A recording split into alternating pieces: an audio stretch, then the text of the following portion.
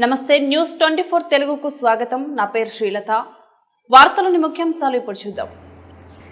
సిద్దిపేట జిల్లా హుజునాబాద్ MLA camp కార్యాలయంలో రవాణా మరియు బీసీ సంక్షేమ శాఖ మంత్రి పొన్నం ప్రభాకర్ మీడియా సమావేశం నిర్వహించారు. ఈ సమావేశంలో మంత్రి పొన్నం కేంద్ర మంత్రి కిషన్ రెడ్డిపై ఫైర్ అయ్యారు. రాష్ట్ర అభివృద్ధికి రావాల్సిన అంశాలపై కేంద్రానికి ఎప్పటికప్పుడు విజ్ఞప్తి చేస్తున్నానని, వరంగల్ ఎయిర్పోర్టు తన వల్లే దక్కిందని, పక్క రాష్ట్ర కేంద్ర మంత్రితో చెప్పించుకున్న ఘనత కిషన్ రెడ్డికి దక్కుతుంది అన్నారు. వరంగల్ ఎయిర్పోర్ట్ కోసం ఏనాడైనా కిషన్ రెడ్డి ప్రయత్నించారా అని ప్రశ్నించారు. మాకున్నటువంటి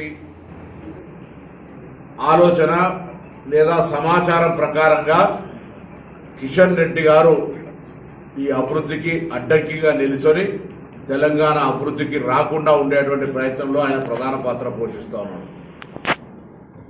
ఉదాహరణకు ఎయిర్పోర్టుకు సంబంధించి రామ్మోహన్ నాయుడు గారు ఆంధ్రప్రదేశ్ మంత్రిగా తెలంగాణకు ఎయిర్పోర్ట్ ఇచ్చే కార్యక్రమం సంబంధించి భూసేకరణ విషయం చెప్తే భూసేకరణ అంతా చేసి మేము ఇచ్చిన తర్వాత అదేదో ఆయన చేసినట్టు చెప్పుకునే ప్రయత్నం చేస్తే పాపం సరిపోక అద్దె మంత్రిని, అంటే మంత్రి, కేంద్ర మంత్రి, తెలంగాణ బిడ్డలతో ఎంపిక కాబట్టినటువంటి మంత్రి తెలంగాణకు సంబంధించి వరంగల్ ఎయిర్పోర్ట్ తెస్తే నేను తెచ్చినా అని చెప్పుకునే దమ్ము లేక ఆ మంత్రిని తీసుకొచ్చి కిషన్ రెడ్డి గారు ఈ ఎయిర్పోర్ట్ రావడానికి సహకారం చేసినని చెప్తున్నాడు. రాని వాటన్నిటికీ కిషన్ రెడ్డి కారణం అని కూడా చెప్పాలి ఆ మంత్రి గారు. కిషన్ రెడ్డి గారు వాస్తవంగా ముందటి నుంచి కూడా మేము చెప్తున్నది, ఆయన బండి సంజయ్ని తొలగించి కేసీఆర్ బినామీగా బీజేపీ అధ్యక్షుడు అయినాడు. ఇవాళ కూడా కేసీఆర్ గారి ఆలోచన మేరకు మాత్రమే భారతీయ జనతా పార్టీ అధ్యక్షుడిగా పనిచేస్తూ ఉన్నాడు. భారతీయ జనతా పార్టీ నాయకుడిగా తెలంగాణ నుంచి ప్రాతినిధ్యం వహిస్తున్న మంత్రిగా గతంలో పురావస్తు శాఖ, కల్చరల్ మినిస్టర్, టూరిజం మినిస్టర్గా ఉండరు.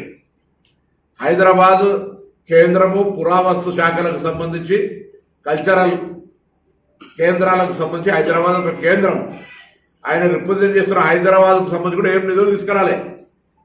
ఇవాళ కూడా కిషన్ రెడ్డి గారు తెలంగాణకు రావాల్సిన ప్రాజెక్టులకు సంబంధించి ముఖ్యమంత్రి గారు ఆరోపణ చేసినట్టుగా మీరు నిజంగా అడ్డుకోనట్టయితే ఆ ప్రాజెక్టులు ఎందుకు కార్యరూపం దాలుస్తలేవు? గతంలో కేంద్ర మంత్రులు, ప్రధానమంత్రి గారు ఒప్పుకున్నటువంటి అన్ని మిగతా కార్యక్రమాలకు సంబంధించి మీ అలసత్వము, మీ యొక్క ఆక్రోశం వల్ల అయ్యో నేను తేలేకపోతే ఇప్పుడు వీళ్ళెట్లా తెచ్చుకుంటారు, రేవంత్ రెడ్డి గారు హయాంలో అభివృద్ధి ఎట్లయితుంది, కేసీఆర్ హయాంలో గాంధీ అనేటువంటి అక్రోశ్ తోటి మీరు తెలంగాణకు రావాల్సిన అభివృద్ధి కోసం కొట్లాడాల్సినటువంటి కేంద్ర మంత్రి బాధ్యతను వదిలిపెట్టి వాటికి అడ్డంకు తగ్గుతారు. నేను అడుగుతాను, ఇలా ఎయిర్పోర్టుకు సంబంధించి కిషన్ రెడ్డి గారు ఎన్నడైనా కేంద్ర మంత్రిగా ఎయిర్పోర్ట్ కావాలని ఒక లెటర్ అయినా రాసినాడా అని అడుగుతూ ఉన్నాం. ఇతరత్ర అభివృద్ధి కార్యక్రమాలకు సంబంధించి కిషన్ రెడ్డి గారు, నేను కూడా హైదరాబాద్ ఇన్ఛార్జి మంత్రిగా, తెలంగాణ మంత్రిగా కిషన్ రెడ్డి గారిని కలవడం జరిగింది. మిగతా మంత్రులందరినీ కూడా కలిసినాం. అనేక సందర్భాల్లో అనేకమైన అంశాల లోపల రిప్రజెంటేషన్ చేస్తూ ఉన్నాం. ముఖ్యమంత్రి గారు మంత్రివర్గంతో సహా ఈరోజు కూడా మళ్ళీ కేంద్రంలో ఒక మంత్రిని కలుస్తూ ఉన్నాం. గతంలో ప్రతి మంత్రిని, అటు అటవీ శాఖలకు సంబంధించి కావచ్చు, అర్బన్ డెవలప్మెంట్ కావచ్చు, ఇతరత్ర అన్ని ప్రతి డెవలప్మెంట్ ప్రతి మినిస్ట్రీని కలిసి, ట్రాన్స్పోర్ట్ మినిస్టర్ గడ్కరీ గారిని కావచ్చు, ఇట్లా ప్రతి ఒక్కరిని కలిసి అనేక రకాల అభివృద్ధి ప్రపోజల్స్ ఇచ్చాం. ఇది ఏం కిషన్ రెడ్డి గారు సొంత జేబులకే అడుగుతలేదు. తెలంగాణ ప్రభుత్వం, తెలంగాణ ప్రజలు పిచ్చగాళ్ళు కాదు ఏదో కిషన్ రెడ్డిని అయ్యా ఇవ్వని అడగడానికి. ఇది హక్కు, తెలంగాణ ప్రజల హక్కు. తెలంగాణలో కేంద్ర మంత్రిగా కిషన్ రెడ్డి గారు బాధ్యత. తెలంగాణ బిడ్డగా నిజంగా ఒకవేళ మీ డిఎన్ఏ తెలంగాణ రక్తం అయితే తెలంగాణ అభివృద్ధి కోసం గట్టిగా ప్రధానమంత్రిని తీసుకొని ఒక డెలిగేషన్, తమిళనాడులో సొంత రాష్ట్రంలో అనేక రాజకీయాలు చేస్తారు. ఢిల్లీకి అయినప్పుడు అన్ని రాజకీయ పార్టీలు ఒక్కటికైనా పోయి కేంద్రంలో ఒత్తిడి చేసి నిధులు తీసుకొస్తారు.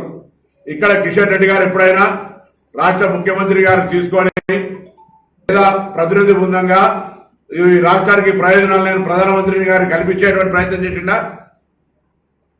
రాష్ట్రానికి అంశాలు నేను నివేదిక సమర్పించిండా? బండి సంజయ్ గారి 1,08,000 కోట్ల రూపాయలు ఇచ్చిన అరే ఉపాధి హామీలా, లేకపోతే రేషన్ బియ్యంలా, లేకపోతే ఇంకా కేంద్ర ప్రభుత్వం నుంచి రావాల్సిన అనేక కార్యక్రమాలు ఇస్తాం. మేము 50 లక్షల కోట్లు కప్పితే మీరు 1,00,000 కోట్లు ఇస్తున్నారనేటువంటి పరిస్థితులలో 30-40% మా నిధులు మాకు ఇస్తున్నారని చెప్తా ఉన్నాం. ఇలా జిఎస్టీ ట్యాక్స్ పేరు మీద లేదా రాష్ట్రం నుంచి వచ్చే పన్నుల మేము ఎక్కడ కూడా మీకు డిఫాల్ట్ లేం. ఇది ఫెడరల్ సిస్టంలో రాష్ట్ర కేంద్రం బాధ్యత అయినప్పుడు కూడా వదిలిపెట్టి కేంద్రంకు రావాల్సిన నిధులకు సంబంధించిన విషయం లోపల సరి అయినటువంటి రాబట్టే ప్రయత్నం లోపల కిషన్ రెడ్డి వైఫల్యమైందో, కేంద్రం నుంచి తెలంగాణకు రావాల్సిన నిధుల సేకరణ విషయం లోపల కిషన్ రెడ్డికి స్ట్రాటజీ లేదు, కిషన్ రెడ్డి దగ్గర ఒక ఆలోచన లేదు. ఎంతసేపు కేసీఆర్ వాళ్ళ స్నేహితుడికి ఎట్లా లాభం జరగాలి, ఆయన కంటే మంచి పేరు ఎవరికి రావద్దు అనేటువంటి ఆలోచన తప్ప ఇంకొకటి లేనే లేదు. లేదు అని నిరూపించదలుచుకుంటే చెప్పు, తెలంగాణకు ఏమేమి తెచ్చినావు, ఏమేమి తెస్తావు, మేము ఎవరిని కలవాలి, మాకేం సలహా చెప్తున్నావు రాష్ట్ర ప్రభుత్వానికి, కేంద్ర మంత్రిగా చెప్పు. ఈ ప్రాంతం నుంచి వహిస్తాను, హైదరాబాద్ ప్రాంతంలో నువ్వు రిప్రజెంట్ చేస్తాను. హైదరాబాద్ ఇలా క్యాపిటల్ సిటీ, హైదరాబాద్ అనేక రకాల అంశాలు ఉన్నాయి. ఇలా కిషన్ రెడ్డి గారిని మరొకసారి మేము డిమాండ్ చేసేది, ఈ రాష్ట్రంలో ఏదైనా అభివృద్ధి చేస్తే అభివృద్ధి చేసినా ధైర్యంగా వచ్చి చెప్పు ప్రెస్కు.